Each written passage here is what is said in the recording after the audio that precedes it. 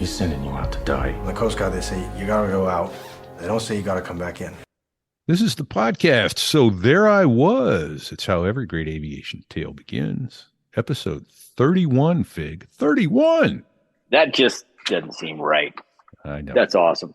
Hey, but at least we're having fun, right? I'm having a blast. This is so cool. It is. Yep. This one's going to air on the 15th of December, 2022.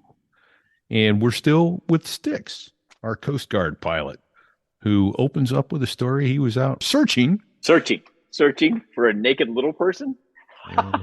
Right? Yeah, that's a good story. Just that teaser right there is awesome. Also, on 9/11, he was told to pack your shit and don't do anything stupid. Right? Which is always good aviation advice anyways, I recall. Don't do anything stupid. Yeah. What was another story Well, the terrifying one was we find out halfway through the story, it was at night. They're 100 miles out to sea at night. And it's they tried to kill a rescue swimmer. Yeah, try not to kill your rescue swimmer. Yeah, because that there's enough bad crap going on out there already in the middle of the ocean at night in big seas. And no, at 100 miles down low in a helicopter, that's just terrifying. Just talking about it's terrifying. It is. And the thing is, they did it over and over and over again.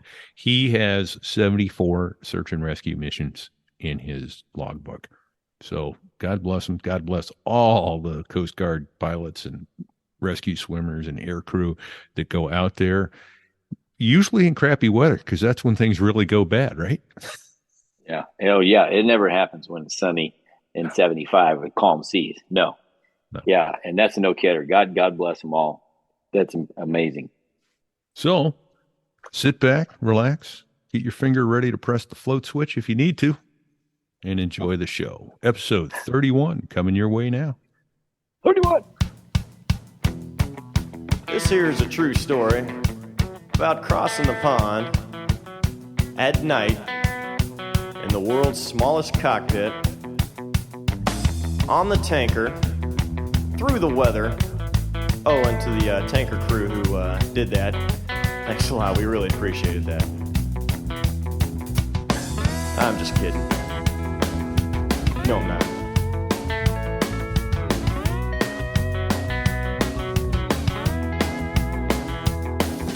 Well, there I was, crossing the pond, and you could see that I wasn't. So exactly there I was. Which is how all great aviation stories start. Welcome. Listen, I have a list of things here, and you have yet to talk about one of them. So I'm going to go straight. I'm going straight for the throat. All right. Are you ready? Yeah, and I'm ready. Shoot. Yeah. So your search target was naked little people. I want to hear that story. Oh my God. So I sent you guys a list of different cases that I was involved in. I got a half a dozen notes here I got questions on. Yeah, so man. let's go. Oh my God. Your search target was a naked little person. Naked little person. Yes. So I am launching it. This is actually one of my last SAR cases before I left the Coast Guard. So we where were you? Yeah, it's just going to tell you. We were based out of Atlantic City, New Jersey, and it's a first light search. So we get notified of this case that's coming at us at God, I don't know. It must have been 4:00 in the morning or so.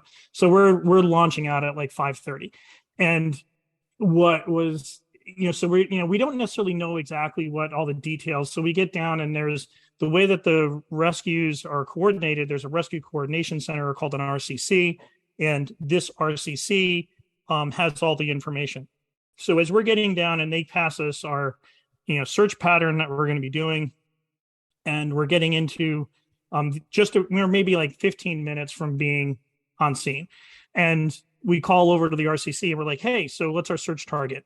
And they come back, well, we're looking for a PIW. Okay, do you have any more specifics on that? Yeah, you're looking for a naked little person.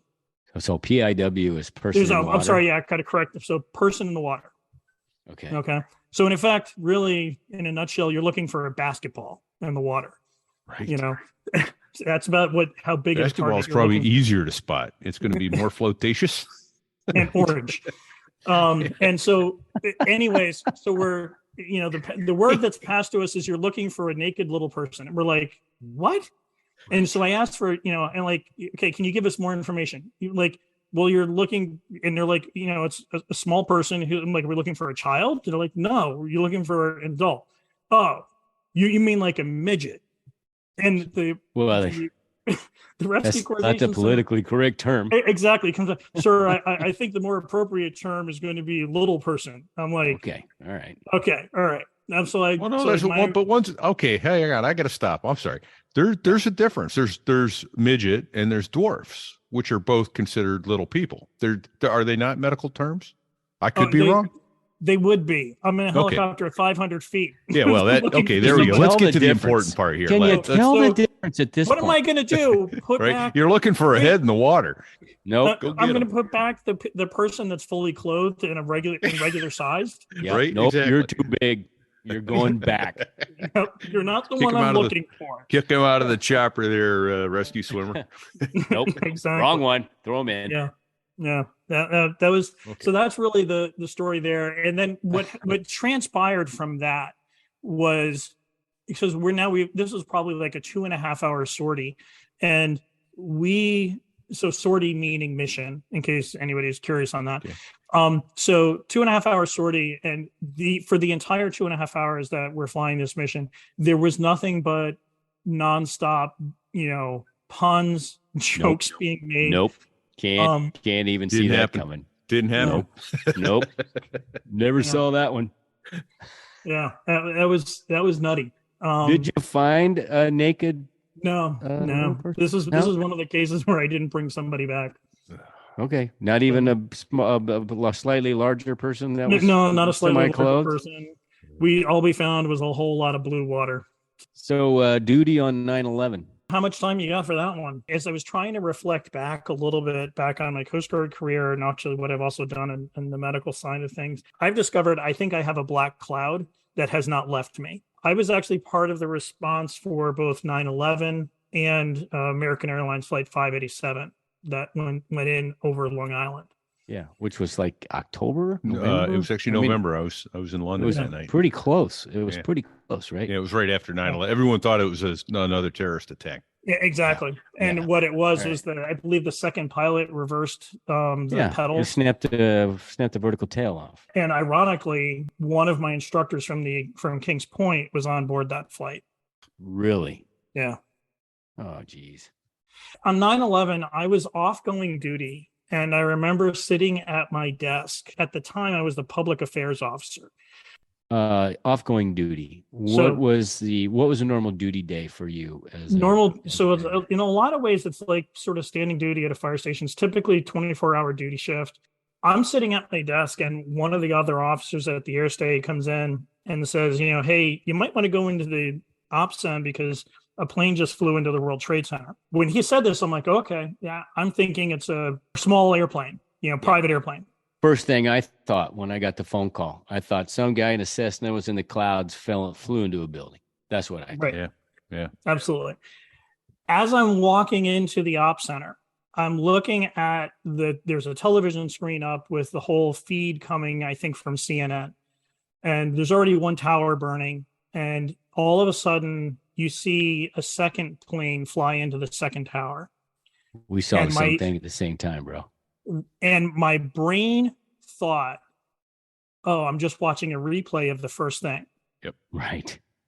I realized at that moment, after I'm looking at both towers burning, that holy crap, that's a whole separate event. Yep. Yeah. Shit just got real. And then we got word from the tower that there were two planes at that point that were also Nordo. In other words, they're no longer communicating. ETC is no longer communicating. Nordo, no radio. Yep. And that they weren't that far from our area. So where I was based out of on my first and my only duty rotation as a Coast Guard pilot was actually at Air Station Atlantic City, New Jersey. Our AOR, our area of responsibility, covers from basically the Connecticut shore south down to the Delmarva Peninsula and includes Washington, D.C., Philly, and New York. That's a big area, bro. Everything went down in our backyard. Yep. I remember at that point, there's two planes that are now no longer communicating. We hear one had crashed into the Pentagon. The next one crashes into a field in Shanksville, Pennsylvania. Right. Our CO, I think, did a really good job. It would have been very easy to start sort of letting panic set in. And, he called an all hands meeting. We get, everybody's down on the hangar deck, and he's like, listen, here's what I'm going to tell you to do. Make some phone calls to your family, let them know that you're okay. Let them know that we're going to be holding on to you for a while. Get your stuff squared away, because we don't know what's coming next. And we don't know what you're going to be asked to do next. But in the meantime, just make sure that everything's ready and don't do anything stupid. Don't do anything stupid. Right. And, and that really kind of what it boiled down to. There was some discussion among some of the more senior pilots. Could we hoist people off of the towers? And the answer to that is no. There is no way that you could safely do that. You don't know, if there's people even there. You don't know what's coming next. So there are so many different variables to consider. And it was definitely something that was considered. John, let me break in and ask why, because obviously there were people up on the roof of those towers, and they all expected to be picked up by helicopters soon. Why couldn't you pick people up from up there? There's a number of different reasons why. Number one, we didn't know that at that point that the towers were going to collapse. Right. But we didn't know. I don't think that had crossed anyone's mind until the first one went down. Right. We were kind of concerned. There's just too many variables. Also, the winds aloft at that high are really difficult to contend with, and you're hovering out of ground effect. So a helicopter has a lot more power to work with when you're hovering in ground effect. Mm-hmm. Define ground effect. Ground effect is within one rotor diameter of the ground. So for Tupperwolf, which is the H-65, which is what I flew, that's 39 feet. So we're somewhere around 40 feet within the ground. You're in a much better, more efficient regime. There's a better cushion of air underneath you, would you say? Exactly. And it's probably not that different than the Harrier. What happens is air coming down out of the rotor disc is hitting the ground. It's being pushed off to the side. It's displaced. And you've got clean air constantly coming back into the rotor disc. As you hover further out of ground effect, you're recirculating air back around.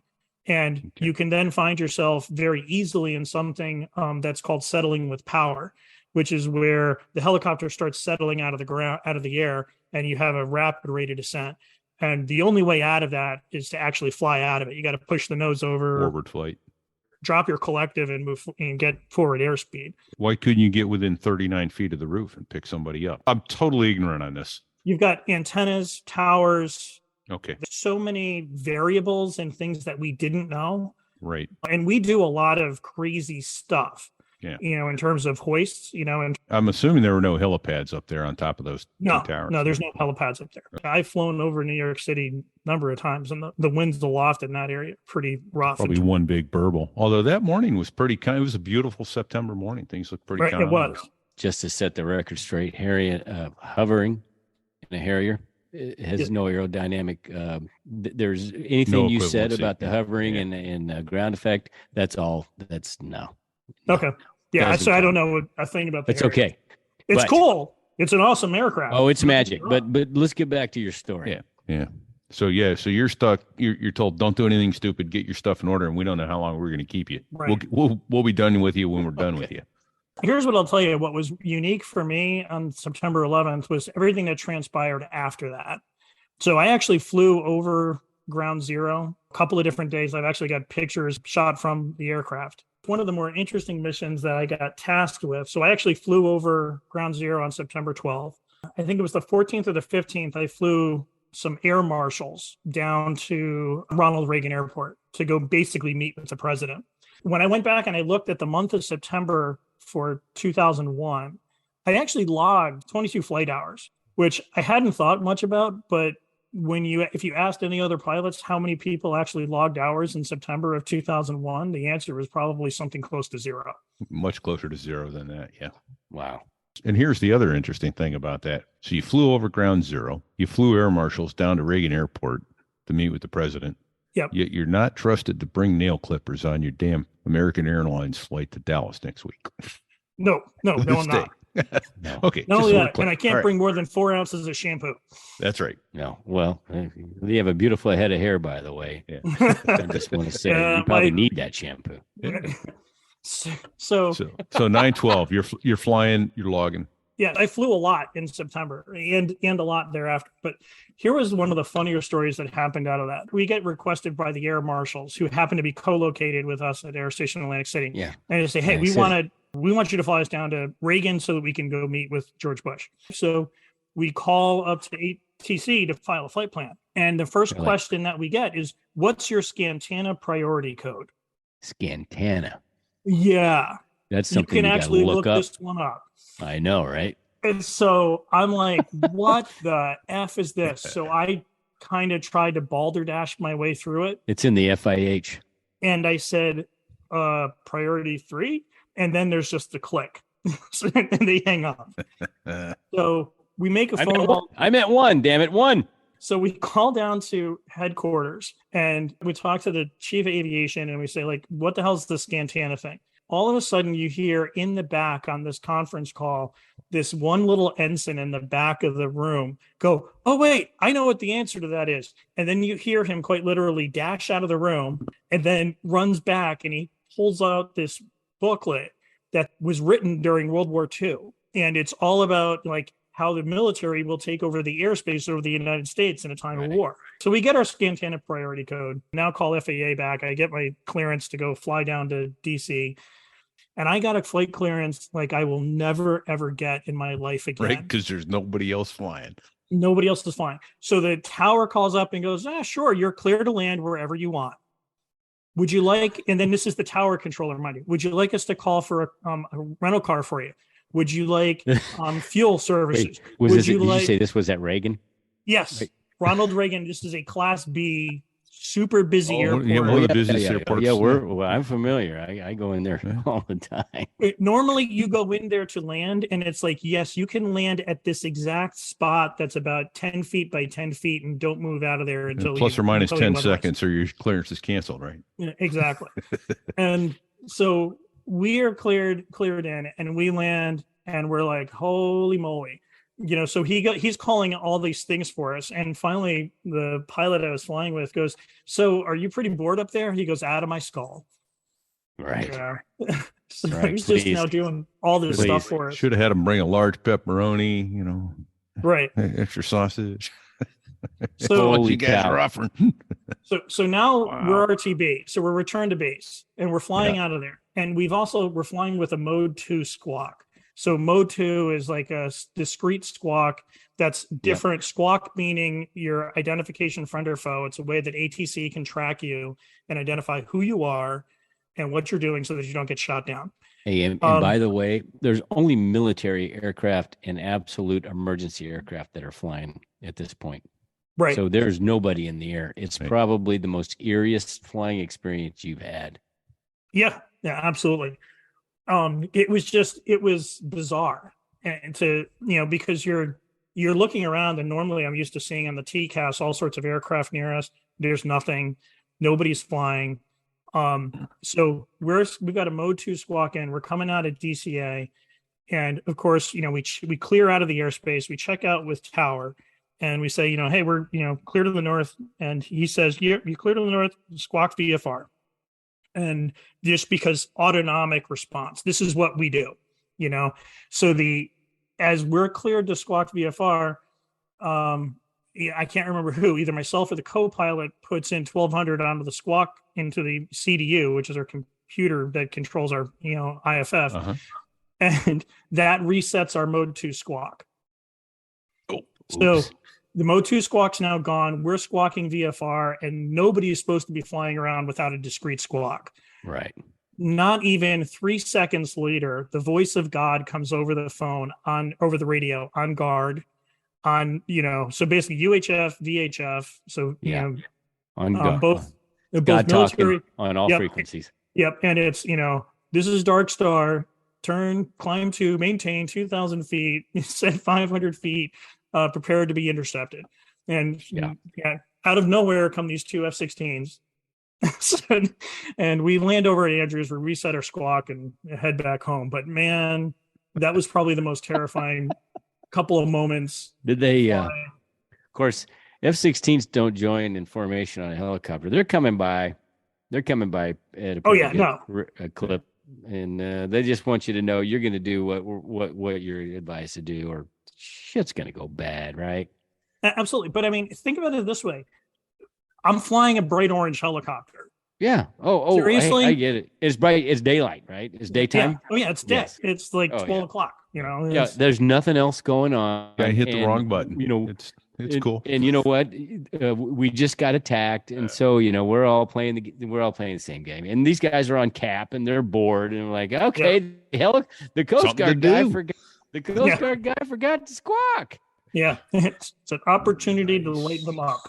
Yeah, so, and you know those F-16 guys were from Atlantic City. They were probably from Atlantic City. May very well have been from Atlantic City or Andrews. We're not sure. Yes, so. Yes. Right. Oh, you're right. It could be in the News Guard guys. Yeah.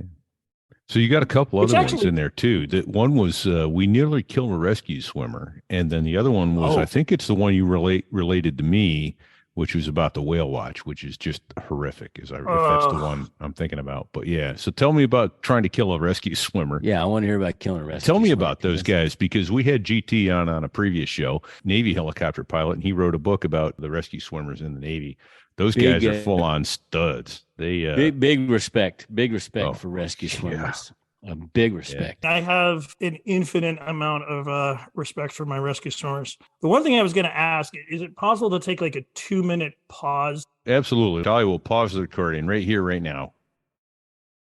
So we're just about to talk about you trying to kill a rescue swimmer. What, did the guy piss you off or what? What's going on here? Absolutely not. So we get launched off for a case, and this is probably one of the more typical cases that we do. So we're going about 100 miles offshore. Jeez. And because a mile offshore, the water isn't as deep. Right.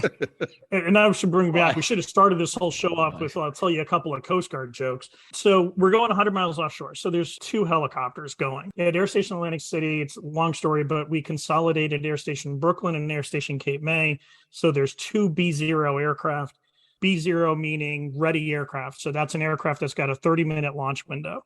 We're going offshore for a fisherman that actually got dragged over the side. CPR was in progress. Regrettably, the person that went over the side was the captain. So he's the most experienced person in handling the boat.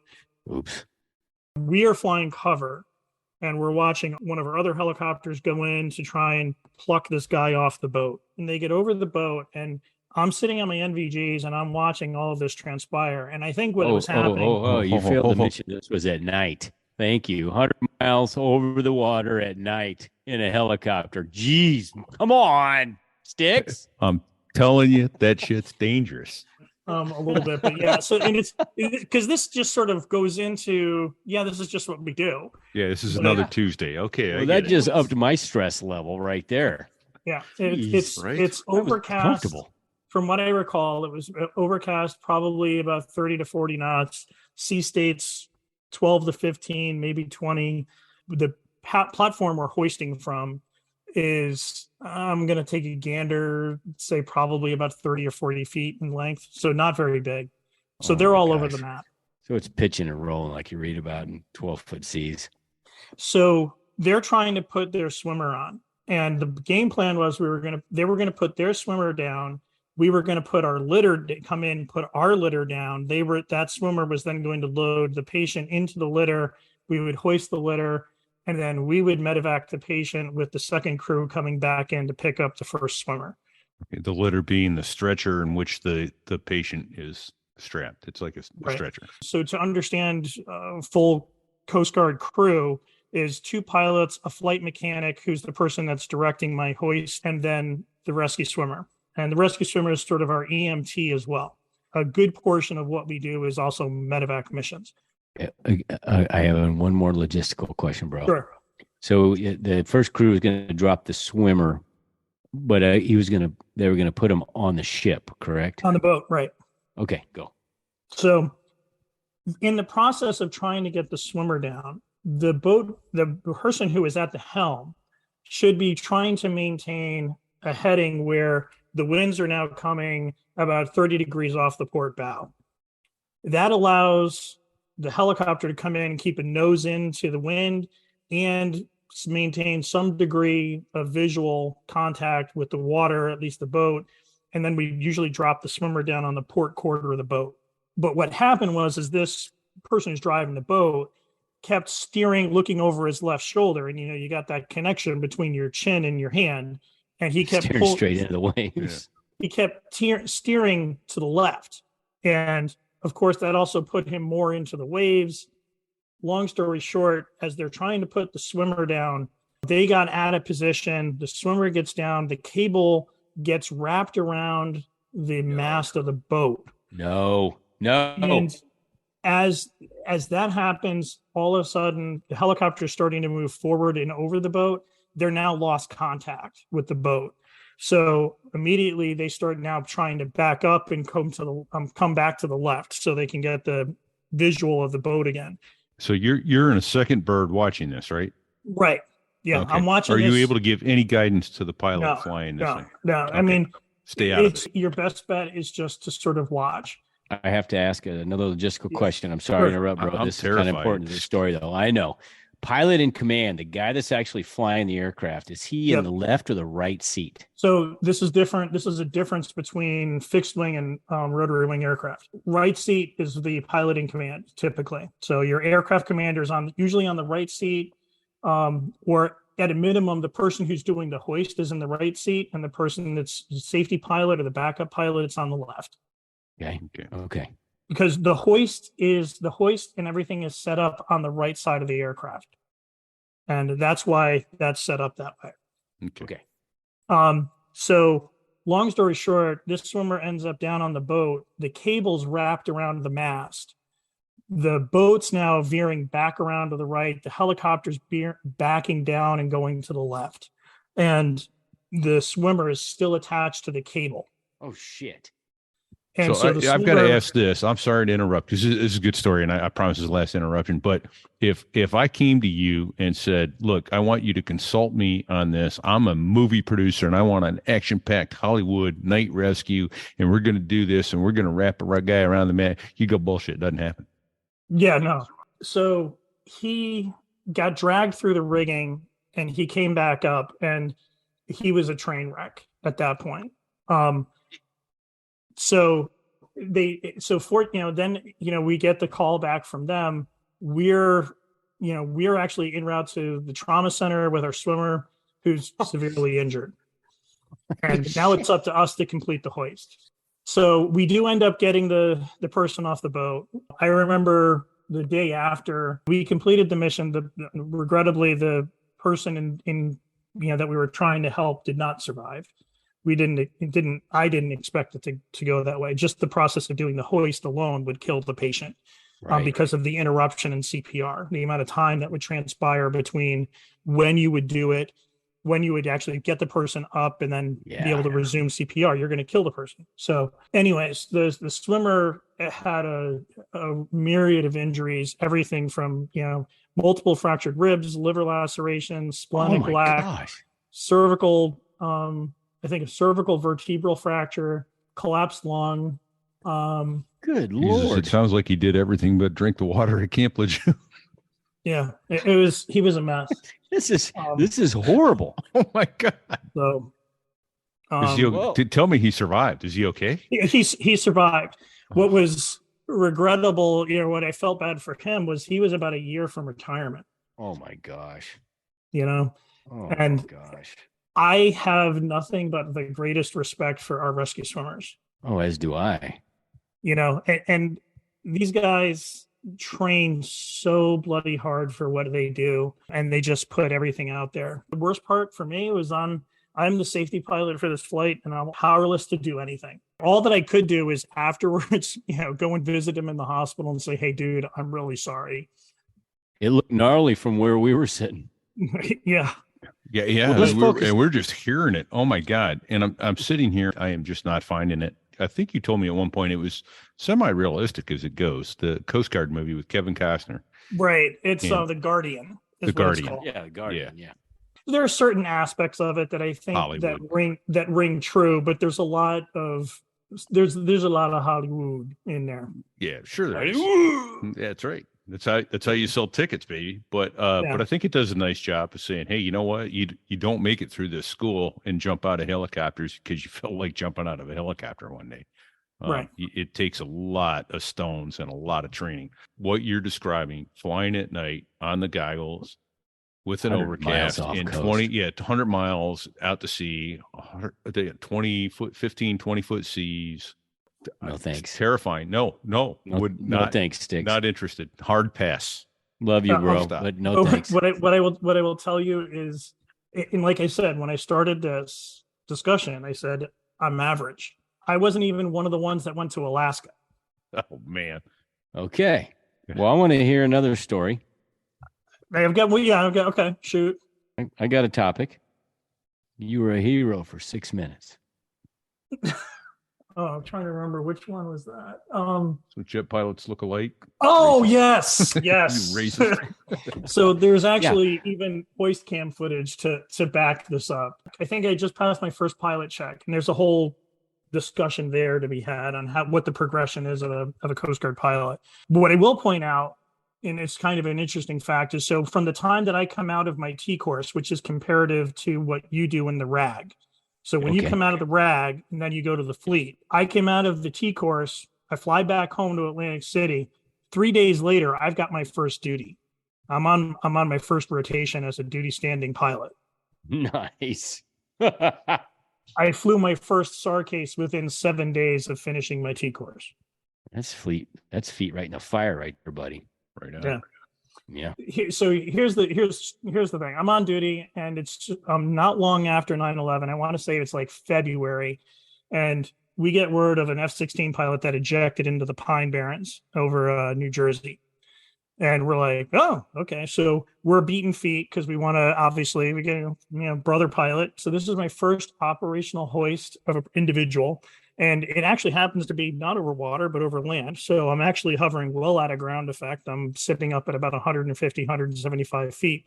We actually managed to, get in onto the pilot relatively quickly. Great hoist cam footage of this, by the way. Can I stop you just for a second? Sure. That's high. And Repeat and I have a little bit of hover experience. And when you're that high and you're over trees, you really... It's you have no reference. So right. So how's that work how do you do that? You just a lot of practice, and a lot of it is, you're going to have to move. You develop a scan and you move that scan around. And by scan, I mean, I'm looking outside at the aircraft attitude.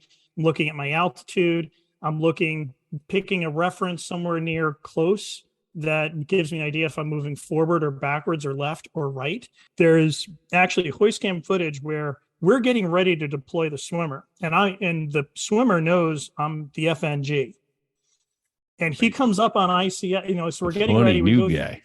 Yeah, we have checklists that we follow. So we have rescue checklist part 1 that's already being completed. I call for rescue checklist part 2, which is direct deployment of the rescue swimmer, and then the flight mech comes up and goes, "Hey, Mr. Hall, Coast Guard doesn't use sticks or use call signs tactically all the time, but you do get nicknames, and that's how we ended up with sticks."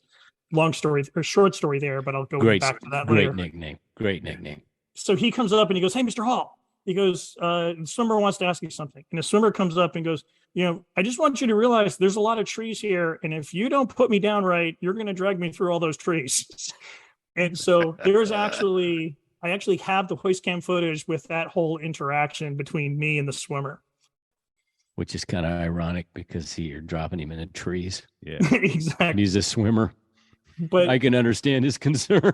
Exactly. And I totally get it. And what was unique about it, what was really cool about it was that I think it's such a great example of crew resource management and how the air, like especially in a helicopter, I cannot do a hoist without the assistance of my flight mech who's conning me in and telling me where I need to go. And that's one of the key things that you hear. The flight mech goes, "Okay, you're in a position here, easy forward right, come right, you get 5, 10, easy forward 10, hold position." And these are standard calls, right? Yep, standard calls that you expect to hear.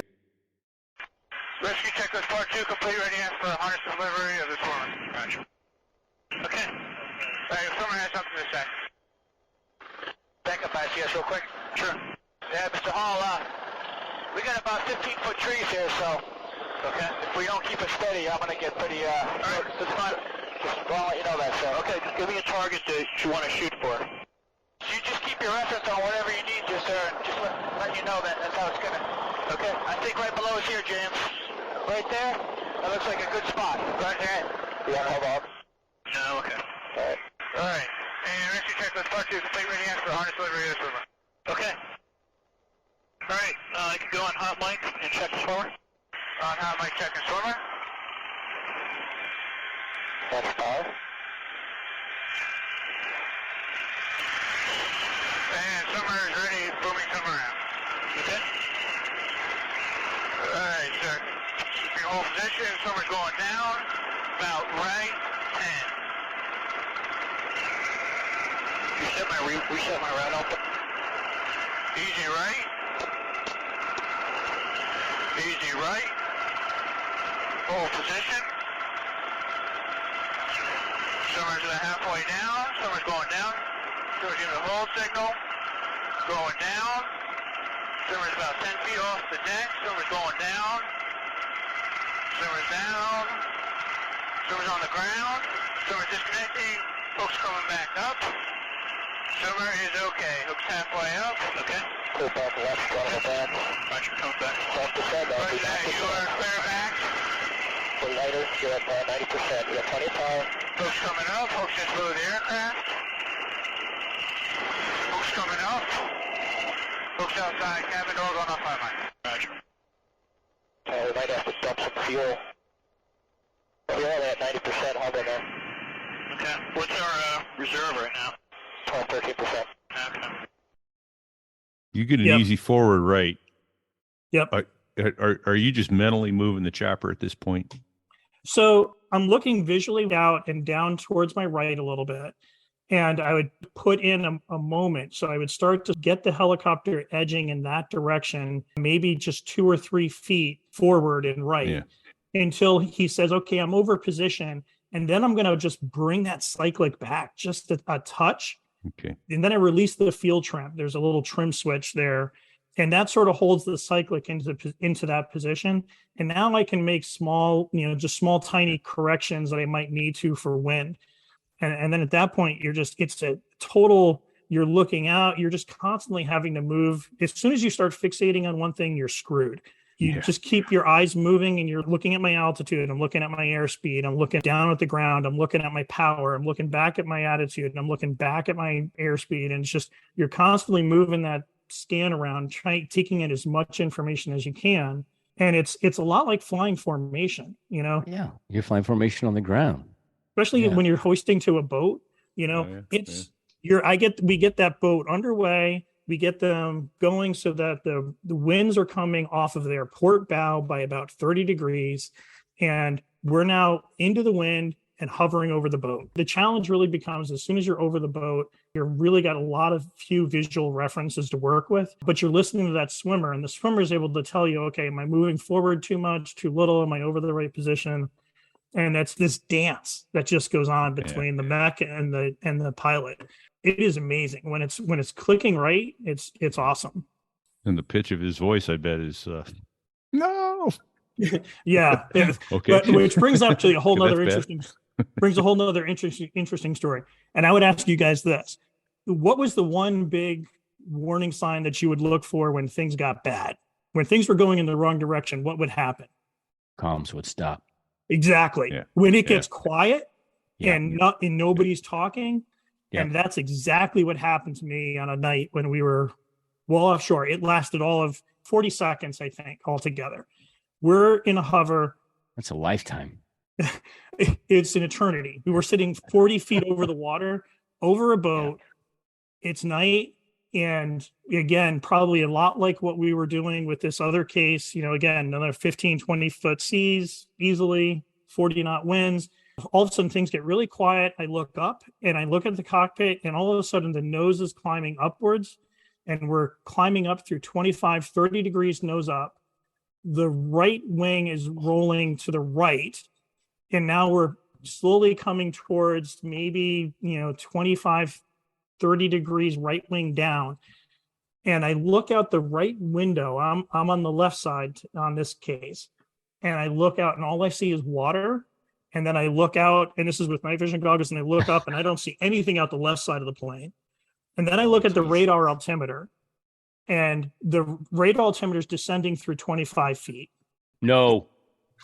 And we're backing down. I'm like, holy shit. So I bring my hand back behind the cyclic and also then sort of positioned it a little bit to the left. I thought about, do I really want to come? I didn't want to come on the controls, but I thought if I just sort of position my hand so I don't back down anymore, that it might mitigate it. And we slide back around. We're now off position from the boat. We're now sitting off the starboard quarter of the boat. And we make the corrections and we come back, and now everything's stable again. And you were not pilot in command? You said you were in the left seat? I was in the left seat. Okay. I'm just trying to make sure that we don't end up in the water. That's my primary job. You're the safety pilot on this one. Exactly. Then the boat captain comes up and he goes, Coast Guard helicopter, are you guys okay? And we're like, yeah, we're fine. We're just checking on to see if there's a different hover position that might work. Yeah, we're cool. All good, buddy. Oh, ship shape. We were just giving you an air show before we rescued you. Holy shit. That honestly, so you guys always ask the question, is there ever a moment when you would reach for the ejection handle? Well, obviously in a helicopter, we don't have an ejection handle, but we have a float switch. Yeah. We have a float switch. And my right finger, my left hand was behind the cyclic trying to keep it from moving any further aft or right. And my finger was sitting over the float switch. Tell me what float switch does. So the float, we have floats that are mounted onto the helicopter. And if you're going into the water, you're going to punch the float switch. And that's going to inflate these airbags that are going to allow you, sorry, I hit my mic. That's going to allow you to inflate these airbags that are keeping you from going in the water or sinking before you can get out. Okay. Yeah, because when helicopters hit the water, they flip upside down because that's where the weight is, and they sink into the yeah, and not only that, depending upon which direction they roll has a great indicator on how much you're going to survive, how likely you are to survive. Because as the rotor disc is turning, you're realizing if you're sitting in the cockpit and if that rotor disc is rotating counterclockwise, and if you roll to the left, that rotor disc or the main transmission or the gearbox is going to flip out or roll behind you. And if you roll to the right, that gearbox is going forward and tearing through the cockpit and killing you and the gearbox are about to meet each other and become very close friends. Oh, exactly. Boy, for the last time. Oh, jeez. So left is good, right is bad. Right. But if you're in a Eurocopter, yeah. If you're in an American helicopter, you want to go to the right. Because we go. The Eurocopter, if you fly Eurocopter, you're sometimes referred to as having goofy foot, meaning that you're dealing with the counter torque in the other direction. So, yeah. Which is a whole nother thing with the H-65 that was really unique. Was that the Eurocopter? Yes, it's the Dolphin. Dolphin. Okay, Dolphin. Okay, got it. Because I saw those all the time. Yeah, go ahead. I will tell you right now, initially when I went in and I wanted to fly 60s, after I started flying the 65, it was fantastic. I wouldn't have traded it for the world. It was the smartest helicopter out there. But we had engines on there that were the LTS 101s. And the LTS 101 is well underpowered for what the aircraft was originally designed for. In fact, ultimately, fast forward, we upgrade from the Alpha to the Charlie model with a Bravo in between, which was just an electronics upgrade. But the Charlie model put new engines on the aircraft. And this was after we had a governor failure on an H-65 out in the Med, where the pilot in command, who was an exceptional pilot, no questions asked, did a single engine landing to the boat at night. And his options were to either ditch the aircraft into the water, land on the beach of Syria, or do a single engine landing to the boat. So he sticks the landing to the boat, does a fantastic job. That's a whole nother topic in and of itself, just landing to the boat in a helicopter. We end up getting these new H-65Cs or the Charlie model. and it increased our shaft horsepower by 40%. Wow. So we went from being able to just barely, like if we rolled an engine back over the water at night, we were swimming. And if you got lucky, you might be able to scoop it out of the bottom. But if generally speaking with the Charlie model, it totally changed it. We went from the LTS 101s to the Turbomeca Ariel 2C2 engines, which is just a huge difference. 40% increase in total shaft horsepower. You could do a vertical takeoff and be climbing through 1,200 feet per minute through 3,000 feet in no time. Wow. So, Wow. totally. But what was interesting That's is amazing. as an alpha model pilot, you got very good at power management. So you learned very quickly how do I, manage my power, what power I have, what I have to work with, and what are my options in terms of getting in or out of a situation. And you learn how to fly a power deficient aircraft.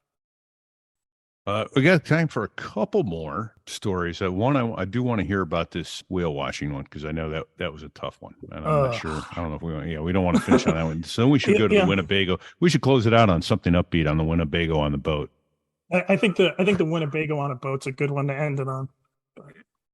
Is the whale watching one a tragic story? Yeah, it's not Yeah. good. Because it's a boat. If it's the one I'm aware of, yeah. Yeah. Okay. There you go. All All right. right. So we'll All come right, I we'll like come that. back to that on a future show when we have some more time to sit down and do it, because that one needs some justice. It really does. It doesn't have it has a good outcome because you guys came back, but it doesn't have a good outcome. The one thing I will say, and holds true, I think, and this is where I think the Guardian sort of rings true a little bit. I remember more the ones that I didn't bring back than the ones that I did. Yeah. Although I have a letter from not a patient, but from an individual that I took out of the water and brought back. And they personally sent me a letter, and that's sitting in one of my exam rooms at my office. Oh, that's pretty awesome. Yeah. Okay. That's cool. That's more valuable to me than the Coast Guard commendation letter or any of the other stuff that I got. You're damn straight. So let me ask you this. And if you are not comfortable talking about this, that's okay. And if you have numbers, great. So how many years were you operational flying the Dolphin? Number one. And how many rescues did you have in those while you were operational? I flew a total of 6 years. When I went back and looked through my logbooks, I have 74 search and rescue cases. That's a lot. I was credited. It sounds like a lot. More than you and me put together, Fig. I was credited with 8 lives saved, and I want to say somewhere between 18 to 20 lives assisted, probably maybe more than that. Nice. That's awesome. And I know the ones that bother you that you didn't bring back, I've got to say, you brought back your crew in one piece, and you had an obligation to them as well. Right. There's the old saying about the Coast Guard, you got to go, but you don't got to come back. And yeah, I don't think that's entirely that true, way. right? You got to bring your crew back. You have an obligation to your crew to bring them back in one piece. And, Absolutely. you're going to do everything within your power to bring out someone who's in distress. But if you can't, you can't. The crew has to come back. And the Has to come problem back. is if we don't bring if I go and put myself and my crew into the water, I'm now going to be tying up additional resources to come rescue me. Bingo. And Right. those are resources that aren't available to rescue those who are in need. Oh, absolutely. All right. And Yeah, that's where the message of the discretion is the better part of valor comes about. Yeah.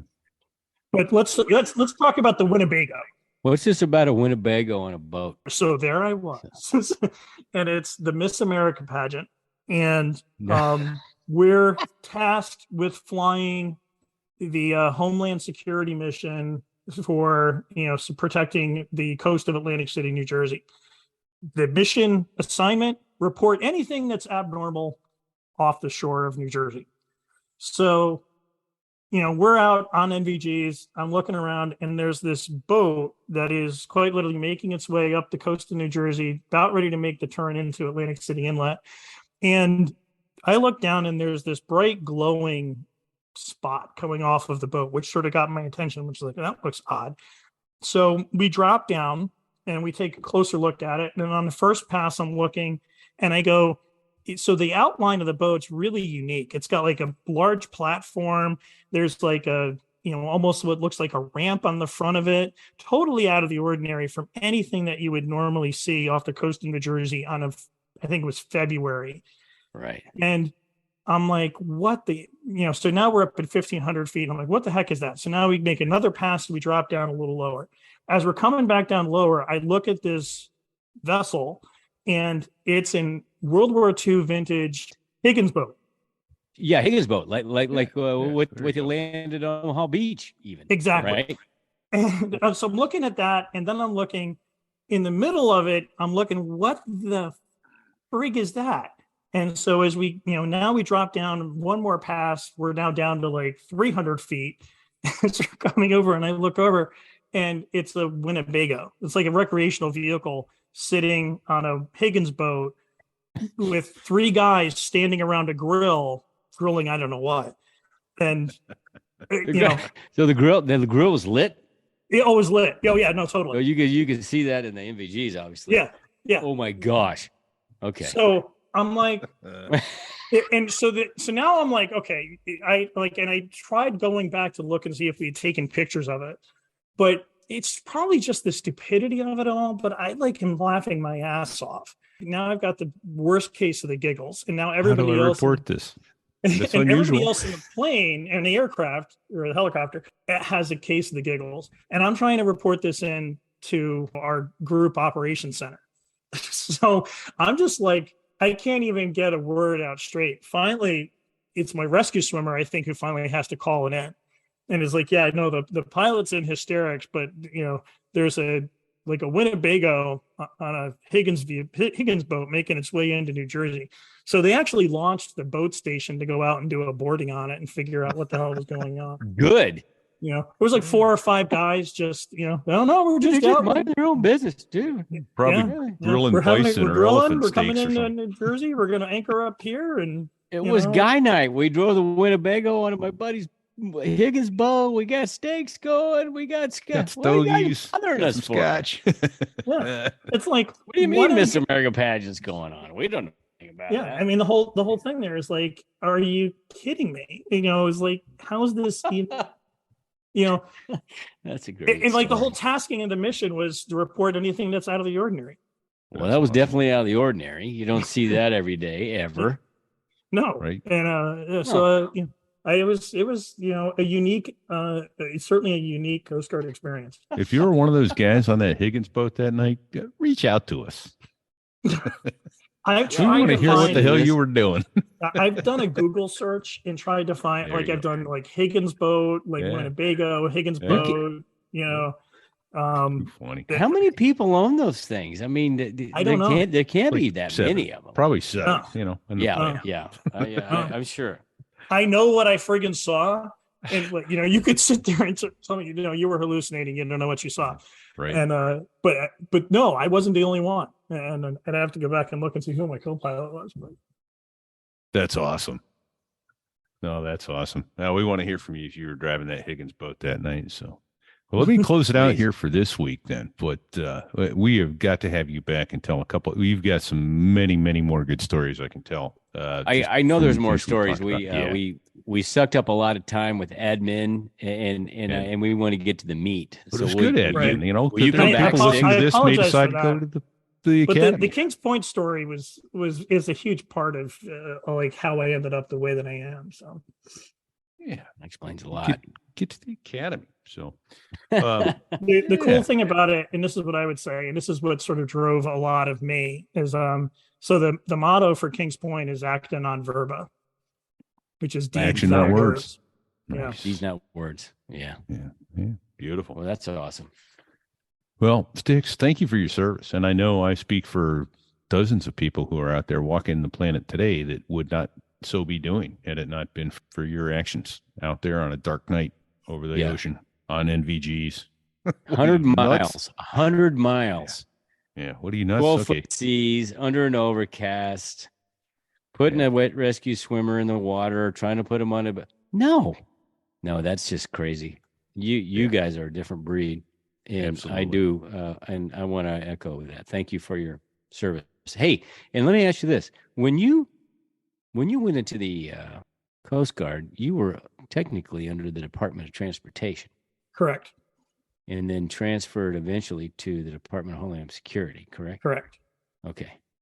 Well, So- thank you for your service. You know what was funny? I had so as I mentioned, I now work in healthcare, but I had a patient on Veterans Day who sent to me. He goes, "Wow, you saw it because I had a couple of Coast Guard things up on my walls in my exam room." And he says, I wish the Coast Guard were in the service. That would, you guys should be recognized for that. And I was like, service, huh? I was like, man, it's like, how? Yeah, we should. Are you? Yeah, maybe we should one of these days. Yeah. But I'll leave you with a Coast Guard joke. So how many coasties does it take to have a burial at sea? Well, it's got to be at least 2. 6. 1 to Okay. throw the body over the side, and 5 to stomp the guy in the mud.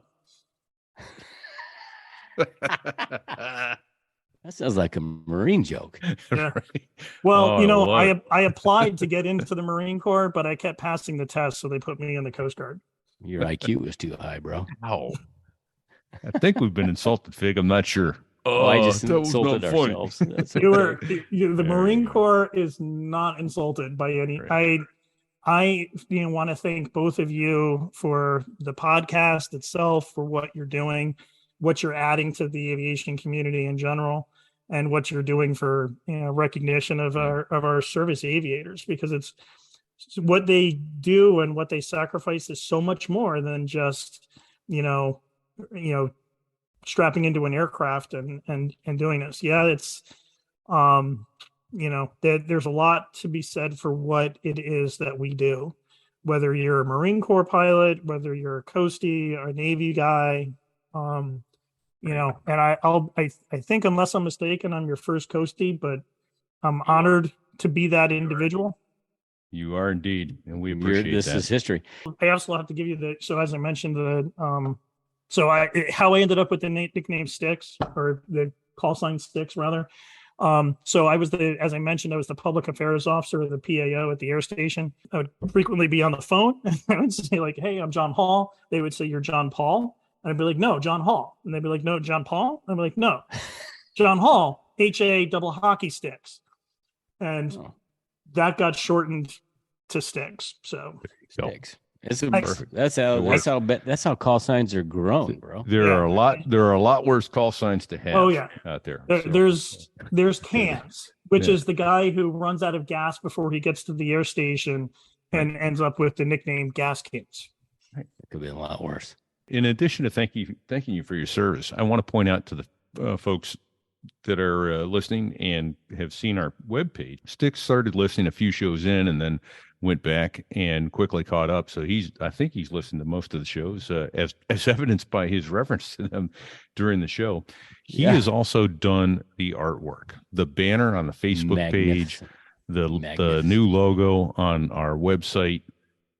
It's amazing. And he's done a holiday one too that we'll put up. We've got a holiday banner coming our way soon. It Fig looks hasn't like seen it somebody yet. knows what the hell we're doing. And Yeah, right. we really don't, but I guess we do We in look a like it, roundabout right? way.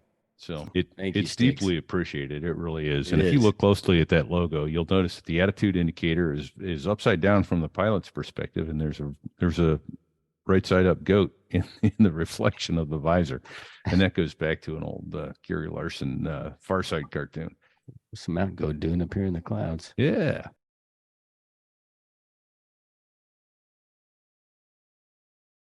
Sticks, thank you so much for the time you spent with us today. And thank you for your service, most importantly. There are people alive today who would not be were it not for your service and efforts, and all the Coast Guard pilots who hang it out there all the time, and the rescue swimmers. Thanks go out to all of them, and impressive people, and the world is a better place for them. So appreciate it. Well said, Repeat. We need something from you folks, our listeners. The one thing we need you to do is what you've been doing. Keep sharing the show with your friends, your family, anyone who you think may enjoy a good aviation tale. Yeah, share the show. Share the show. Right? Share it. Not that hard. Share it. Do it now. Share it.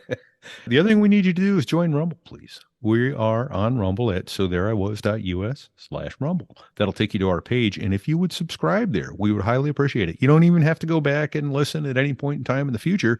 But if you would subscribe, it would help us a lot, because once we get to 100 subscribers, we don't need to pay anymore to broadcast on Rumble. We've got over 100 followers on our Facebook page, so we would appreciate if some of those followers would go over and follow us on Rumble and make our ability to go live a whole lot easier. Join Rumble. Just subscribe on Rumble. It doesn't cost nothing. Just do it, man. Just do it. Right. Get after it. Right. So if Please, you heard please terms do on it. this show, which you didn't understand, I heard a bunch. Yeah, so did I. We have a glossary page. If you don't, Every time those helicopter guys start talking, I learn new terms, man. cyclics and collectives. What was the term he used? He said there was a impending blade stall or retreating blade stall. Retreating blade stall. Yeah, When you I think go that too was in the first fast. episode with him. But yeah, that's that's What? terrifying. You go too fast It's forward, terrifying. not enough airflow over the retreating blade. No. Bad stuff happened. So Yeah. let's see. We've got a new links page up on sothereiwas.us, but you have to be a member and logged in order to see the link for the links page, and that'll take you to our videos where we store those.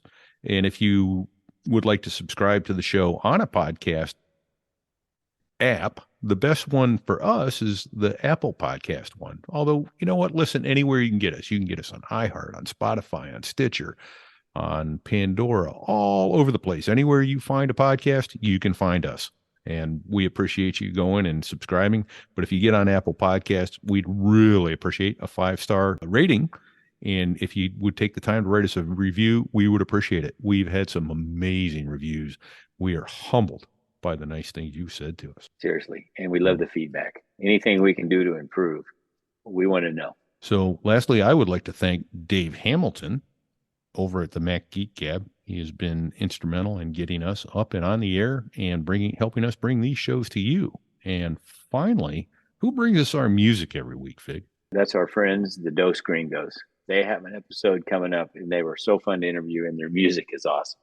Gracias to the Dos Gringos. Much appreciated the Gracias. music. Gracias, senors. There you go. Oh, I didn't mention Robin's Bird Brain Design. This is our sponsor. This is the 15th of December. Get your orders in by the 18th if you want your Christmas gifts to go out. Please do so. Get them in there. Yeah. Get them in there. Slate coasters, custom with your call sign, with your squadron logo, with your airplane and tail number and instruments, whatever. Your fraternity, sorority, something that shows you put effort and thought into getting a nice custom gift for somebody. RobinsBirdBrainDesigns.com. In the meantime, stay safe and Check 6. Now an F-16 is cramped enough, but it's even worse with all that stuff supposed to save your life. But we knew there was no way. 'Cause when you're going down the North Atlantic, man, it's over. Now about 4 hours into the flight, well, I got a little nervous 'cause it was still night. I'm on the wing of the tanker, man, and I gotta piss. So I started fucking with the jaws of death, and before I knew it, well, I was out of breath, pissed off for cursing and saying, to hell with this. Miriam's scared of the water. You know, we all get scared out there. I'm not afraid of the water, Bernie. It scares me at night, that's all. You can't see what's underneath. Just more water.